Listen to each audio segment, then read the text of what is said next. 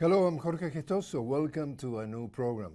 On today's show, the United States after the midterm elections.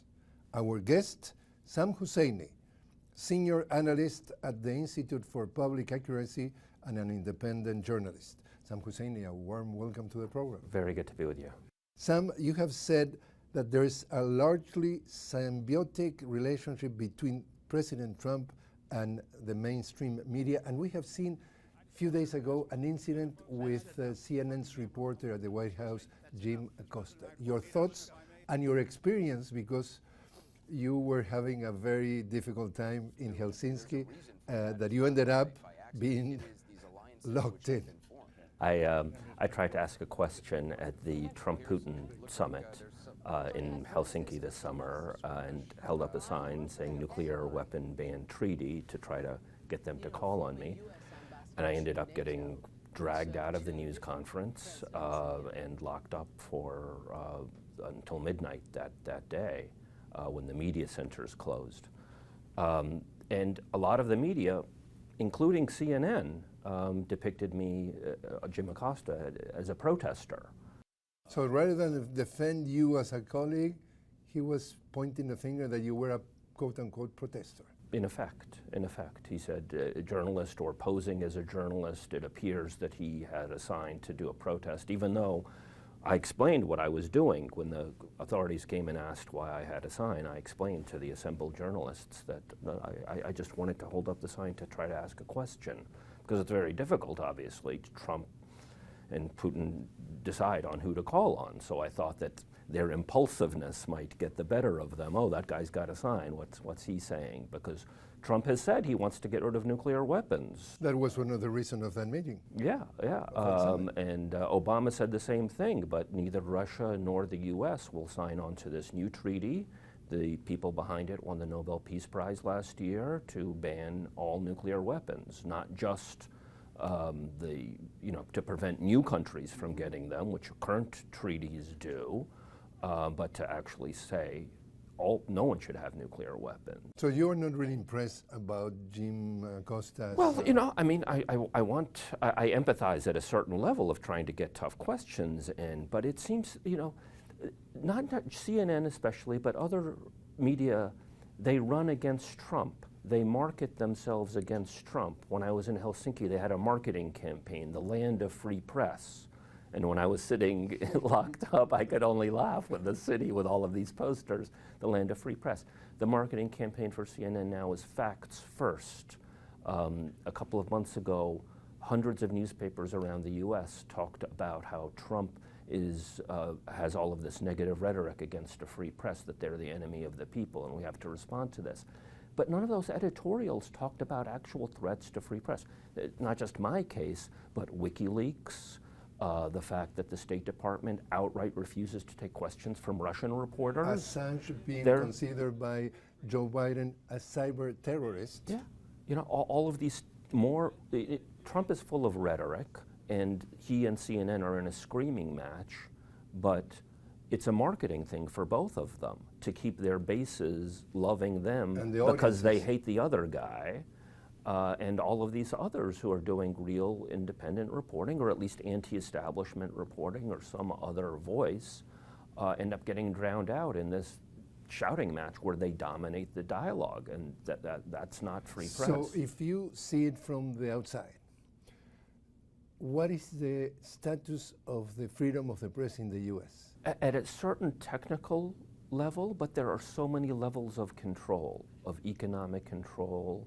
A new level of control is that they're making, I don't know what the status of Telesur is, but they made RT register as a foreign agent, and nobody says anything, including Al Jazeera, and then Al Jazeera says that they have to register as a foreign agent.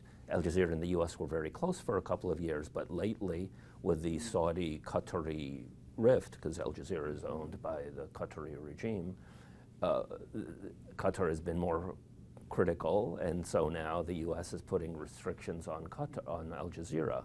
So it's a geopolitical game in many ways, and an economic one, where you have huge corporations that decide who gets to speak, who gets to... We're talking about 6 corporations owning 94% of the agenda, the information agenda that American people watch or read or hear every day.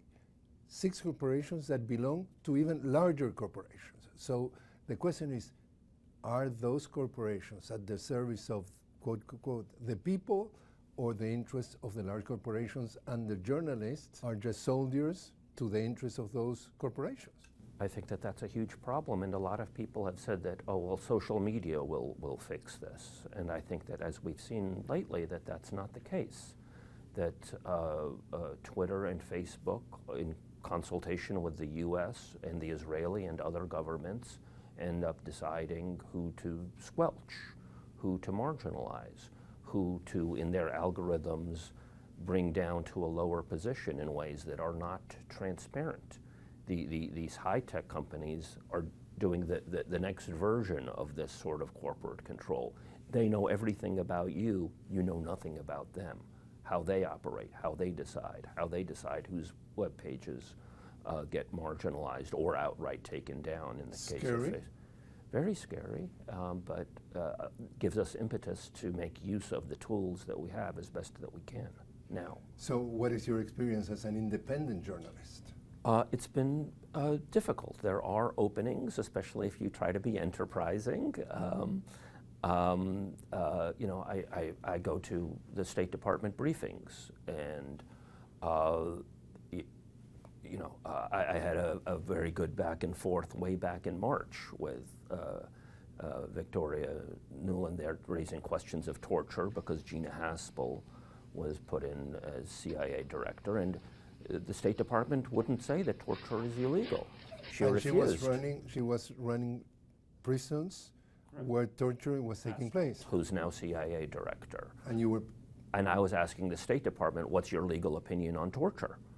And they wouldn't say that they have a negative legal opinion on torture. That you would, some people might have thought that the State Department would do that, and they refused to do that. And I asked about Saudi Arabia before it became fashionable after the apparent assassination of Khashoggi. Back in March, I asked about a U.S. relationship with Saudi Arabia, and you know, she didn't want to talk about that either. And since then, virtually never called on by this. They choose who to call on. So, you know, there's, even when they're shouting with somebody, as Trump is with CNN, he's still calling on them. He's choosing to have that fight, and he's choosing to have that fight for a reason. He knows that his base will get behind him more with CNN, and CNN knows that it's a good marketing strategy to be in a fight with Trump. So in a way, the power, meaning the presidency or the other agencies, dictate the agenda of the subjects that we are following, and not necessarily the media is dictating, for example, where is the body of Khashoggi? Well, they focused on the body of Khashoggi a lot more than a lot of bodies in Yemen. You know, Saudi Arabia has been bombing Yemen for years now with the US backing, assistance, diplomatic cover, technical help, weapons. Germany, I think, finally said no more weapons. One of the worst humanitarian crises today. The UN is saying the worst, with the possible starvation, because the Saudis have also cut off the ports and shattered the whole financial, economic system there. So we follow the subjects dictated by the powers. That's the number one source of media bias, story selection. People talk about skewing things and so on, but once they set the agenda, and we saw it on the midterms, you know, because there was a vote in the United States, there had to be some responsiveness to public desires, what people are actually concerned about: the economy, health care, the courts, racism, misogyny, immigration.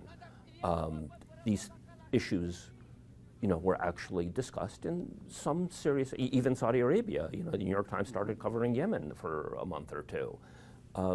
These things had some substantial coverage in the late summer and up until the election. And here we are after the election, and very quickly it has shifted back to Russiagate, back to insider Washington, D.C. fight between CNN and Trump, between Trump and the Democrats who are fixated on Russiagate, ignoring all of the other plethora of economic and other issues that the public actually wants to talk about. Results of the midterms elections, you're reading. Well, I think it's significant that the Democrats got the House of Representatives. And there have been some people who are openly socialist who got elected in the Democratic Party. But they're still very much in the minority, and although there's a large progressive caucus among the Democrats in the House and in the Senate, and the most popular Democrats are people like Bernie Sanders, who calls himself a democratic socialist, Elizabeth Warren, who's put forward a substantial proposal to reform corporate power and so on. But the power is still fundamentally held by Nancy Pelosi, Steny Hoyer, who went around the country, goes around the country stopping progressive Democrats from getting elected. When there's a Democratic primary, he was caught on tape several months ago with a somewhat progressive candidate saying, "Why are you doing this to me? Why can't I have a fair primary here?" I think it was in Colorado. You guys are coming in with your money saying, "This guy is our guy, and we're going to put the money behind him so that he wins the primary," allegedly, so that he's in a better position to beat the Republican. Oh yeah, and the DNC obviously got behind Hillary Clinton. And so this problem of the Democratic Party, the leadership is utterly disjointed from where most of the voters are, and certainly where all of the excitement is in terms of the Democratic Party with Hoyer, Pelosi, and Schumer. And they are backed by major corporations, financial corporations, military corporations. Pelosi wants to increase the military budget, and they're ultimately dictating the agenda, and they're in effect in a position to collude with Trump. Trump just said, if she needs votes to get the speakership, I'll help her out with Republican support if she has a lot of, Democrats rebelling and not giving her votes for the speakership. So how right or how wrong is Noam Chomsky when he has said in the US there's no such thing as two political parties, it's just one party, the business party? Is he right? I think he's totally right. I mean, Pelosi, when she was asked, about socialism, she was like, well, I'm sorry, we're capitalists. That's that's it. Don't lose time. Yeah, it's like a no-brainer for her. There's part of the structure of the U.S. It forces people into the two parties, and some people have critiqued the role of people like Bernie Sanders, that they sheepdog, that they bring in people to the Democratic Party, but ultimately they never actually get to call the agenda, that it's part of, almost a plan by the Democratic Party to bring in young people and excitement and so on, but at the end of the day, they expect that they will vote Democrat, and it will be along the lines of what the corporate funders want. President Trump left to go to Europe for a commemoration of the armistice that ended up the World War I. Many of the things that happened at that time, you see a similarity with going on today in the world? I think that there are some parallels. People thought of war as something that could solve their problems, the politicians in Europe and in the United States. And now we see, Trump ramping up rhetoric with China, totally ramping up rhetoric, pulling out of the treaty with Iran, and obviously continuing wars in Syria, Afghanistan that are all but invisible on Ezra Klein, one of the luminaries, liberal luminaries on Twitter the other day said, why is Trump doing so poorly in the election? The country is at peace. The wars are invisible to these people. And pulling out of the arms treaties with Russia. This is all being done by Trump, who won on isolationist, America first rhetoric, saying that he was opposed, falsely, that he was opposed to the Iraq War from the beginning.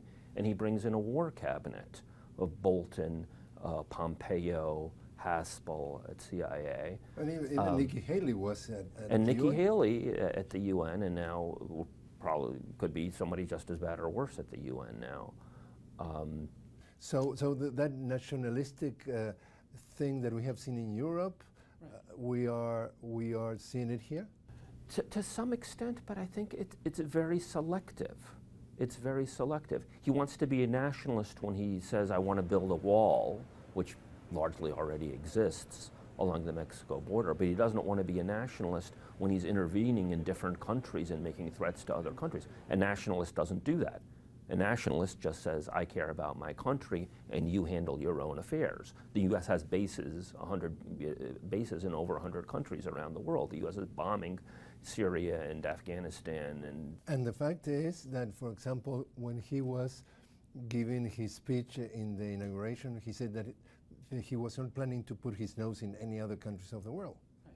And we are seeing, for example, for many analysts, a return to that rhetoric of the axis of evil of Ronald Reagan, and now he sent John Bolton to Miami to say, just a couple of days before the midterm elections, to exacerbate the Cubans and the Venezuelans that are there, that there's this new triangle of tyranny done by Cuba, Venezuela, and Nicaragua. And for many, many analysts, this is the same rhetoric of the Cold War 2.0. I think the U.S. establishment, in its own way, is in effect threatening everybody. They're threatening any independent moves on the part of Latin American countries. They're in effect threatening Russia. They're in effect threatening China. They're in effect threatening Iran. They're even jerking Europe around in some respects. So they, in effect, have a gun pointed at everyone, and I think that's at the heart of U.S. exceptionalism in the worst sense. And this is partially comes from people like Samuel Huntington, Clash of Civilizations. How does the U.S. manipulate all of the other civilizations in order to maintain its global dominance? And they definitely, they threaten Europe because, for example, they threaten economically. Europe say, if you continue to do business with Iran after we withdrew from the treaty. The interplay between Trump and the rest of the establishment is especially destructive. I mean, he says some relevant things about NATO that have some ring of truth. Does NATO still have a purpose? In a sense, these are questions that that should be asked. But the way that he does it, and the end result is that he gets the European countries to pay more for NATO, to buy more U.S. weapons. His critique of NATO ends up being twisted by him and the rest of the establishment in order to make NATO even stronger and bigger. So that there's this perverse sense in which Trump sort of takes a legitimate argument and actually uses it in order to foist more American power.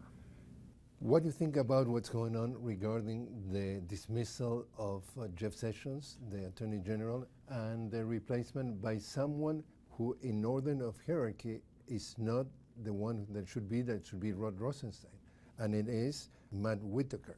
Yes, and he's widely perceived as a very staunch Trump loyalist who will do his bidding, and he's been critical of the Mueller investigation.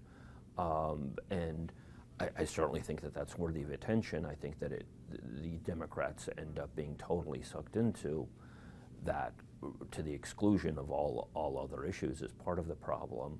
But I do think that there are serious problems regarding Trump's actions, and they could, it could be leading to, everybody's focusing on the Russiagate aspect of the scandal, but it could be ultimately that he's covering up some kind of financial wrongdoings and so on. Money laundering, smelling that could be a possibility? Could well be. So that the thing that has grabbed the U.S. headlines and has become very xenophobic is the demonization of Russia, but the underlying crime may well be an economic one, not a, and of course the U.S. is in no position to complain about countries intervening in other, other countries' elections.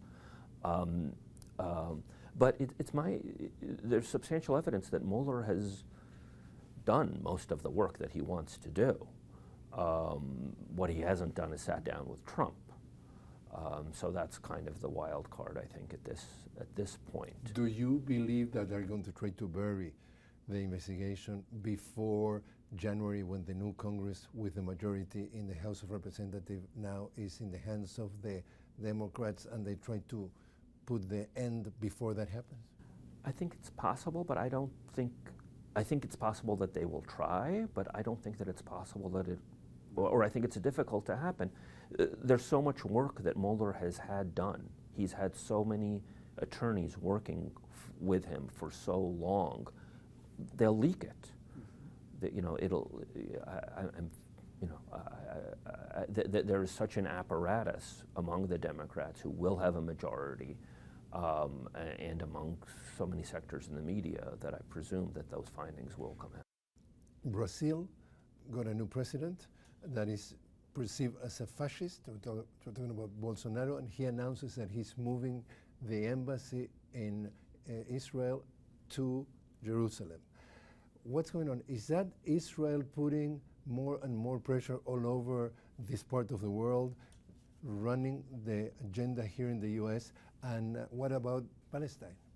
Well, I think Israel certainly puts pressure, but I think that Israel has also gravitated towards increasingly authoritarian regimes. The U.S. was always pro-Israel, but Trump, with his authoritarianism, goes even further and moves the embassy, in part driven by his backing from Sheldon Adelson, a major casino owner in the United States. So I think that there's, Israel has incorporated so many of the authoritarian tendencies that repressed Jews in the past. It has learned exactly the wrong lesson in its formation of Zionism and its oppression of the Palestinian people, that they want to perpetuate. The atrocious conditions of Gaza that's locked up in perpetuity, the attempt to make Abbas a figurehead, a Vichy government, somebody who enforces their demands on the Palestinian people. This is a perpetual cause, not just for the oppression of the Palestinians, but for the massive destabilization of the entire Middle East. And the U.S. absolutely is in the same page with backing Israel. Totally. I mean, Trump, it was at 100%, and Trump has taken it up to 110%. And it threatens the planet. One of the questions that I wanted to ask in Helsinki, in addition to the nuclear weapon ban treaty, was, will you, Donald Trump, finally acknowledge that Israel has a nuclear weapons arsenal? The U.S. government refuses to acknowledge the empirical fact that Israel has a nuclear weapons arsenal. But it does. Which it does. We know because Mordecai Vanunu, a whistleblower, released the documents and was held in solitary confinement for 18 years by Israel for doing so. He should be he's the hero of our nuclear age, and most people don't know who the hell he is. Worrisome again? Warism is ongoing. Our wars, part of the problem is that their invisibility. We know the name Khashoggi because of the media focus on him, but we don't know the names of so many other victims of wars in Afghanistan. In Palestine, you'll occasionally see a face of a nurse who was shot by the Israelis in Gaza or something like that, but it's short-lived. And there's just this plethora, and this manipulation with the recent synagogue shootings. When somebody who does have anti-Jewish sentiments is accused of having anti-Jewish, oh no, I back Israel 100%, as if that's an absolution that absolves them from hating or demeaning Jews, Israel has a de facto alliance with a lot of people who are anti-Semitic, whether they're from the who are anti-Jewish from the United States, or, for example, Saudi Arabia. Saudi Arabia and Israel are in a tacit alliance. There's a lot of anti-Jewish sentiment expressed by the Saudi establishment and Saudi media and so on. Israel turns a blind eye to that because it helps in their domination of the Palestinians and the region. Sam Husseini, thanks very much for joining us. Always a pleasure.